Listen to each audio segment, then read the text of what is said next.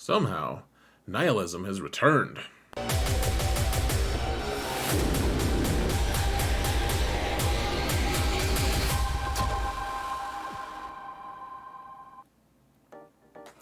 Hello everyone, and welcome to another episode of Xerath Prevails.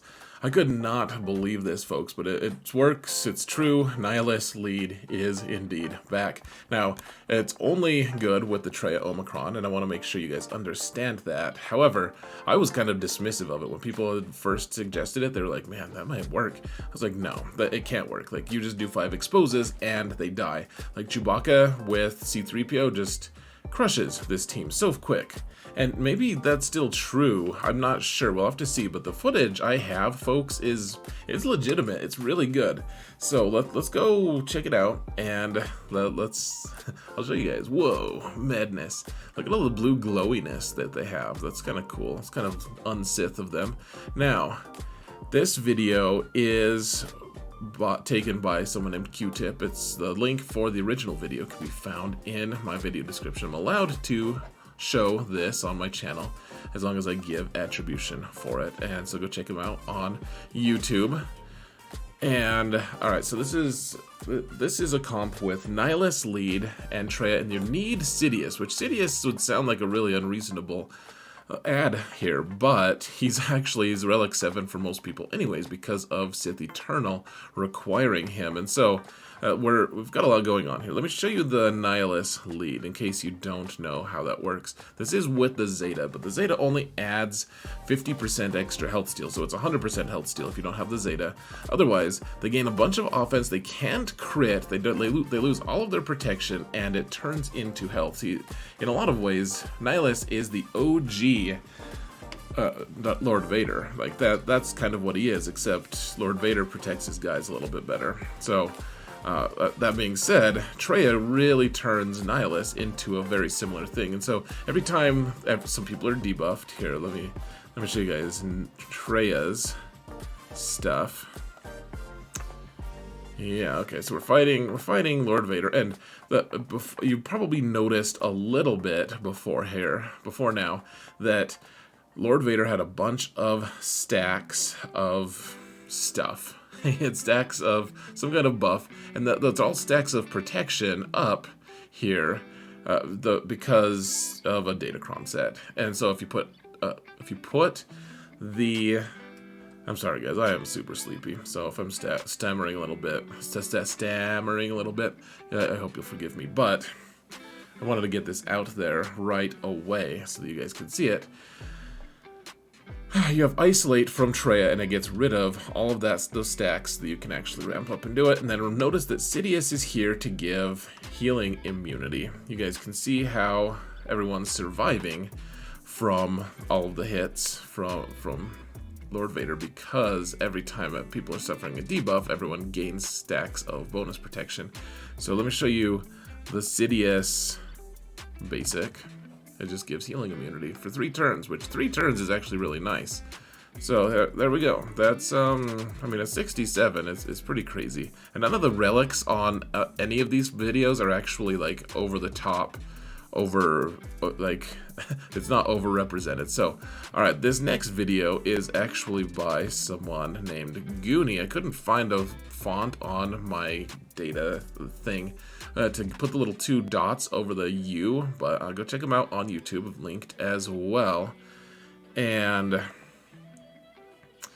so, yeah, Sidious lead, or basic, just does damage meter. Now, this is with Maul, which is a little more impressive. You can see he just totally unloaded on Treya. Didn't even come close to killing her. Same with if he had gone on Nihilus. And you can see all their bonus protection that they're getting from the Treya Omicron, which is pretty cool. It's pretty neat. And yeah, this works really well, guys. I mean, I think in 5s it's gonna work as well. I think you're gonna even be able to ramp more, because keep in mind that with Nihilus lead, you can't do crits, but you have way more offense. And I mean, you don't do crits against Lord Vader anyways, at least not too often. Yeah, you see, Maul wants to kill Treya the mostest, and he doesn't get to. He just gets to die pretty easy. But yeah, this is still the relic 8 of Lord Vader. And once again, you can see the stacks of protection up that he was earning, and now they're gone. But I mean, those stacks of protection up from set 5 are just super obnoxious. They really stop a lot of different teams from killing him, because 5% protection up on a character with like upwards of 600,000 or 700,000 health. Just, I mean, if it's just 5%, every time you gain another stack of them, it's just pretty monstrous. But the isolate takes care of it, and then you just, it's a race of, I don't know, can Lord Vader out ramp and be able to kill? Like, I don't think he can actually kill the Traya squad here. I'm curious to see if this is going to get nerfed, to be honest, because like, they're just invulnerable. If anything, like the worst case scenario for this Nihilus team is that they get is that they time out. That's it. Or that they get nerfed, I guess, long term. But yeah, you don't even need Scion. Like, Scion can just go and chill with like Sith Eternal and be denied his revive and everything. But I mean, everyone, you have to keep in mind too that the Traya squad is also in this comp. It's also ramping quite a bit, so you guys can read that. And yeah, I mean, it's fairly impressive, folks, in my opinion. And yeah, so let's go to a Malgus comp here, folks. And this is actually my own video, so I'm going to stop attributing it to Goonie. You guys can go watch me on Twitch or whatever. But this one is against Malgus, and it's an interesting thing because I was told that it's going to be a quick 30-minute fight, and it just wasn't. It really wasn't. You'll have to see. So we get feared by Darth Revan, and my relics are 7 on everyone. I think what's his name? Nihilus is actually only relic 6, and then Malgus is only relic 7, and the 2 Sith Empire characters next to him are only relic 5. So not too crazy of relics discrepancy. I actually have more relics here, but I wouldn't say I'm playing it super well. And I will also admit to not really knowing, like, I'm ramping up all of my stuff. I didn't realize that this is going to be like this. People just said, oh yeah, this is an easy win, 30 minutes or 30 seconds, and that's all that happens. And I'm just not getting turns. They're way faster. Malgus ramps their speed up like crazy. He gives them like 100 speed, something like that, and he gives himself 160 speed. And then those stacks of frenzy also give their not frenzy, ferocity maybe. The 5 debuff stacks that they have, or multiples of 5, they give them each 15 more speed as well as 15 more potency. And so I'm not taking many turns, and you can see every time that Traya or Nihilus goes, like they're maxed out, just capped out on their cooldowns. They can only do basics. And so I was focusing on Bastia. I was like, man, she'll be the easiest to kill probably. But keep in mind, we're also ramping our damage as this is continuing on, and I was pretty stressed out. Like, we're not doing any damage. Like, they're not killing us. It's not close. They're not very close to killing us. But look at how much damage I did to Darth Revan there, though. Like, just one little basic from Nihilus, and we're ramping damage because of the Traya lead, or Traya Omicron. And then let's see. The other thing that you want to notice here, folks, the reason people were saying, whoa, that was probably crazy for you guys.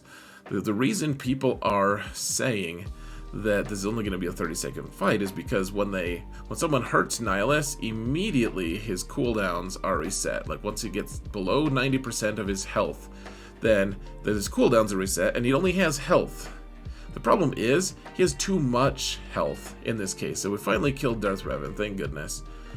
But yeah, now we need to take out Basti. We need to take out Malgus if we can, and we only have 1:20 to go. But now that we're not getting constantly feared, the game can actually go a little bit better, and you know, the flow of things is a little better.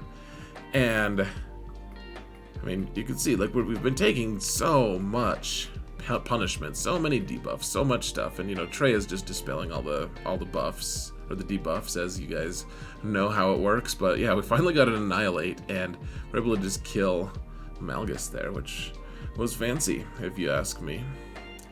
Even if you didn't ask me, that was what I was gonna say. So, there it is, folks. Pretty crazy stuff. And then finally, let's... Oh, you guys can almost see my face there. Hold on a sec. Alright. Epic. Now, this is on my alt account, and they're not facing a good comp. Like, I'm not pretending that it's going to face a good comp, but what's happening here, that I wanted to show you guys, you know, the Nihilus lead, or the Nihilus instant cooldown thing, which I was just showing you. I'll pop it up one more time. that's what she said. But the problem is, you ramp so much health so fast that a lot of times if you have a high level character, that actually it's kind of a detriment to fighting Malgus, because they can't get to that, they can't get you to that cooldown point, the rapid cooldown. So watch this. This is my Relic 3 Nihilus team, okay? If I can actually find the play button, here we go. So they did some damage to Treya, did some damage here. Haven't done 10% to Nihilus yet, so we're just waiting. And this isn't a scary comp, really. I mean, HK is so sad there. He's Sith Empire, but yeah, look at this. Nihilus is ready, just kills Malgus, and that's all she wrote, folks. That's it. That's all. It's already over. And note that we're not using Sidious here, because Sidious is like, we're not trying to do healing immunity. I mean, that would be nice, I guess, but Malgus doesn't care about healing immunity. He's immune to healing immunity, in fact.